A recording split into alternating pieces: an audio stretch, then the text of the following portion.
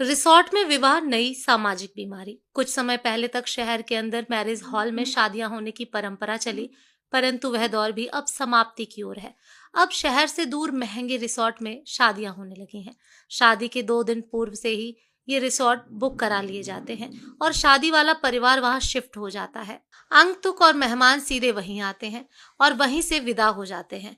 जिसके पास 4 पहिया वाहन है वही जा पाएगा, 2 पहिया वाहन वाले नहीं जा पाएंगे। बुलाने वाले भी यही स्टेटस चाहते हैं और वह निमंत्रण भी उसी श्रेणी के अनुसार देता है। 2-3 तरह की श्रेणियां आजकल रखी जाने लगी हैं। किसको सिर्फ लेडीज संगीत में बुलाना है, किसको सिर्फ रिसेप्शन में बुलाना है, किसको कॉकटेल पार्टी में बुलाना है और किस वीआईपी परिवार को इन सभी कार्यक्रमों में बुलाना है। इस निमंत्रण में अपनापन की भावना खत्म हो चुकी है।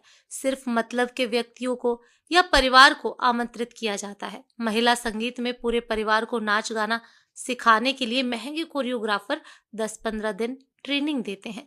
मेहंदी लगाने के लिए आर्टिस्ट बुलाए जाने लगे। मेहंदी में सभी को हरी ड्रेस पहनना अनिवार्य है। जो नहीं पहनता उसे हीन भावना से देखा जाता है, लोअर कैटेगरी का मानते हैं। फिर हल्दी की रस्म आती है। इसमें भी सभी को पीला कुर्ता पजामा पहनना अति आवश्यक है। इसमें भी वही समस्या है, जो नहीं पहनता उसकी इज्जत कम होती है। इसके बाद बर निकासी होती है।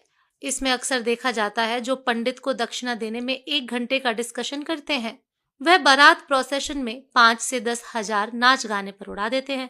इसके बाद रिसेप्शन स्टार्ट होता है। स्टेज पर वरमाला होती है। पहले लड़की और लड़के वाले मिलकर हंसी मजाक करके वरमाला कराते हैं। आजकल स्टेज पर धुएं की धुनी छोड़ देते हैं।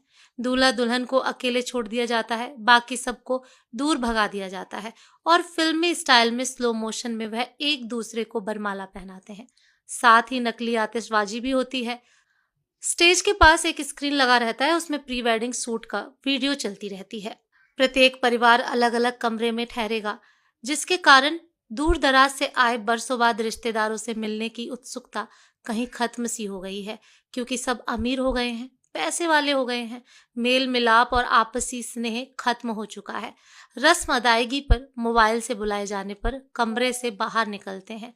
सब अपने को एक दूसरे से रईस समझते हैं और यही अमीरियत का दंभ उनके व्यवहार से भी झलकता है। कहने को तो रिश्तेदारों की शादी में आए हुए होते हैं, परंतु अहंकार उनको यहाँ भी नहीं छोड़ता। वे अपना अधिकांश समय करीबियों से मिलने के बजाय अपने अपने कमरों में ही गुजार देते हैं। हमारी संस्कृति को दूषित करने का बीड़ा ऐसे ही अति संपन्न वर्ग ने अपने कंधों पर उठाए रखा है। मेरा अपने मध्यम वर्गीय समाज बंधुओं से अनुरोध है, आपका पैसा है, आप